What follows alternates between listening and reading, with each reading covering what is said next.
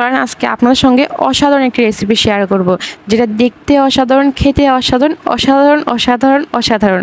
আসসালামু আলাইকুম, কেমন আছেন সবাই? আশা করছি সবাই অনেক অনেক ভালো আছেন। চলেন দেরি না করে মূল রেসিপিতে চলে যাওয়া যাক।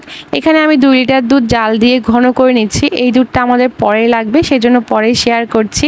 এখানে আমি পরিমাণ মতো ঘি দিয়েছি, আর হচ্ছে কিছু বাদাম, কাজু বাদাম আর পেস্তা বাদাম কুচি করে নিয়েছি। এই ঘিতে কিন্তু এখন এগুলো হচ্ছে মিডিয়াম আঁচে রেখে খুব ভালো করে ভেজে নিব। এখানে হচ্ছে আমি কিছু কিশমিশও দিব, তবে কিশমিশটা পরে দিচ্ছি। একসঙ্গে যদি কিশমিশ দিই তাহলে কিন্তু কিশমিশটা পুরো কালো হয়ে যাবে, আর তখন যেই কাজে এই বাদাম কিশমিশগুলো হচ্ছে ব্যবহার করব তখন কিন্তু সেটা একেবারে ভালো হবে না।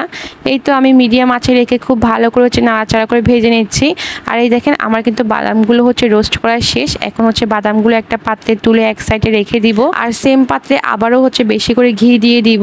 আপনারা অনেকে জিজ্ঞেস করতে পারেন যে আপু এটা তেল দিয়ে হবে কিনা, বাট তেল দিয়ে কিন্তু একেবারে ভালো হবে না, হবে তো অবশ্যই।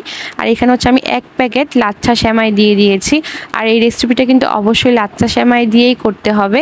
আমি আজকে নবাবী সেমাই বানাবো, অনেকে অনেক রকম করে বানান, আমি যেভাবে বানাই শর্টকাট রেসিপি সেটাই শেয়ার করছি। এটাকে আমি মিডিয়াম থেকে কম আঁচ রেখে 4 মিনিটের মতো ভেজে নিয়েছি।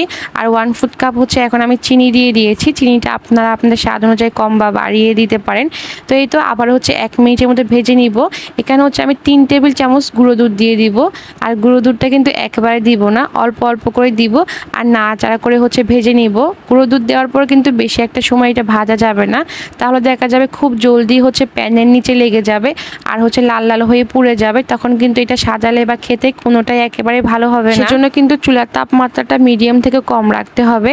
তো আমি কিন্তু এটাকে সব মিলিয়ে 5 মিনিটের মতো নাড়াচাড়া করে একেবারে মুচমুচে করে ভেজে নিয়েছি।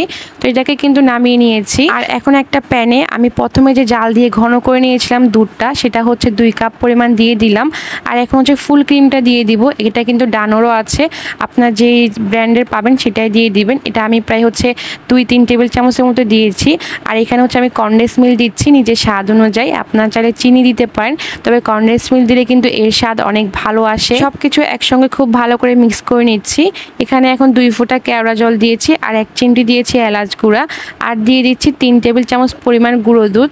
আপনারা চাইলে গুঁড়ো দুধটা দিতেও পারেন, আবার স্কিপ করতেও পারেন। আমার ভালো লেগেছে বা ভালো লাগে যার কারণে আমি দেই। এতে কিন্তু করে এর টেস্টটা অনেক বেশি ভালো আসে, আর এটা খেতে অনেক বেশি ভালো লাগে। সব কিছু আবার ভালো করে মিক্স করে নিয়েছি। আর এখন দিয়ে দিব 2 টেবিল চামচ পরিমাণ কাস্টার্ড পাউডার। আর এখানে কিন্তু কাস্টার্ড পাউডার মাস্ট দিতে হবে। যদি কাস্টার্ড পাউডার না থাকে তাহলে কিন্তু কর্নফ্লাওয়ার দিতে পারেন। কাস্টার্ড পাউডারের কিন্তু মূল উপকরণ হচ্ছে কর্নফ্লাওয়ার। তো সব কিছু ভালো করে মিক্স করে এখন চুলায় বসিয়ে দিলাম, আর চুলার হচ্ছে আগুনটা ধরিয়ে দিয়েছি।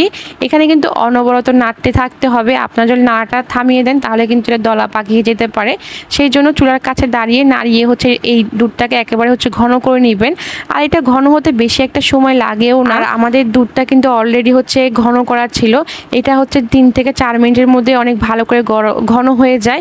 এই যে নবাবী সেমাইয়ের যে ক্রিমটা সেটা কিন্তু একেবারে রেডি। এখানে হচ্ছে আমি একটা সার্ভিং ডিশ নিয়ে নিয়েছি। এখানে হচ্ছে প্রথমে আমি লেয়ারটা দিয়ে নিব। এখানে অনেকে 3-4 লেয়ার দেয়, বাট আমি হচ্ছে আজকে 1 লেয়ারেই করব। প্রথমে পরিমাণ মতো সেমাইটা হচ্ছে বিছিয়ে দিচ্ছি, তারপর হাত দিয়ে খুব ভালো করে চেপে চেপে হচ্ছে সেট করে দিচ্ছি। আর এই যে এখন যে ক্রিমটা তৈরি করলাম এই হচ্ছে সেটা উপরে ভালো করে আবারও দিয়ে দিচ্ছি। একটা হচ্ছে স্প্যাচুলার সাহায্যে সমান করে দিচ্ছি আর কি। উপরে হচ্ছে আবারও হচ্ছে সমান করে আমি সেমাইটা দিয়ে দিব, বাদ বাকি যে সেমাইগুলো আমাদের বাকি ছিল। আর এরপর হচ্ছে আমরা প্রথমে যে কিছু কাঠবাদাম, কাজু বাদাম, পেস্তা বাদাম হচ্ছে ঘির মধ্যে রোস্ট করে রেখেছিলাম, সেগুলো দিয়ে হচ্ছে এটার উপরে সুন্দর করে হচ্ছে ডেকোর করে দিব। আপনারা চাইলে কিন্তু এখানে কিন্তু হচ্ছে চেরি ফল আর অন্যান্য কিছু হচ্ছে ইউজ করতে পারেন, টুটি ফুটি। এতে করে কিন্তু অনেক কালারফুল দেখা যাবে আর কি, আর দেখতেও সুন্দর লাগবে। বাট আমার কাছে মনে হয় এগুলো হচ্ছে কাঠবাদাম, কাজু বাদাম খেতেও ভালো লাগে, স্বাস্থ্যসম্মত, আর দেখতেও কিন্তু খারাপ লাগে না। তো যাই হোক, এই তো আমার কিন্তু একেবারে হচ্ছে নবাবী সেমাই একেবারে কমপ্লিট। এটা কিন্তু দেখতে যেমন সুন্দর, খেতেও কিন্তু অনেক বেশি মজার। যারা একবার খেয়েছেন আপনারা কিন্তু প্রতিবার বিভিন্ন অনুষ্ঠানে এই রেসিপিটা রাখবেনই মাস্ট। তো যাই হোক, এই ছিল আজকের রেসিপি। সবাই ভালো থাকুন, খুদা হাফেজ, আসসালামু আলাইকুম।